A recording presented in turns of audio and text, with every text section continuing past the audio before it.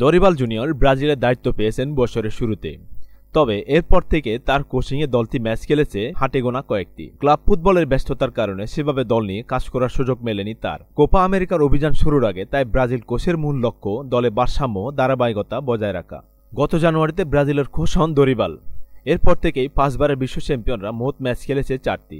সেরা সাফল্য ছিল গত মার্চে ইংল্যান্ডের বিপক্ষে। তবে কোপা আমেরিকার আগের ম্যাচে দলটিতে ছিল না সেই দ্বার যা তাদের শিরোপা জোর দাবিদার হিসেবে তুলে ধরতে পারে। মেক্সিকোর সাথে কোনোমতে 3-2 গোলে জেতার পর যুক্তরাষ্ট্রের সাথে ড্র করে 1-1 গোলে। আগামী মঙ্গলবার সকালে কোস্টারিকার বিপক্ষের ম্যাচকে সামনে রেখে সংবাদ সম্মেলনে দরিবাল তাদের দল নিয়ে তার চ্যালেঞ্জের দিকটি তুলে ধরেন। আমাকে এমন একটি দলের জন্য ভারসাম্য খুঁজে বের করতে হবে যে দলটি মাত্র 3 মাস আগে একসাথে হয়েছিল, আর 15 থেকে 20 দিনের কাজের একটি নির্দিষ্ট সময়ের পরে তাদের আবার নিজেদের খুঁজে বের করতে হবে। ম্যাচ শুরুর আগেই একাদশ ঘোষণা করে দিয়েছেন দরিবাল।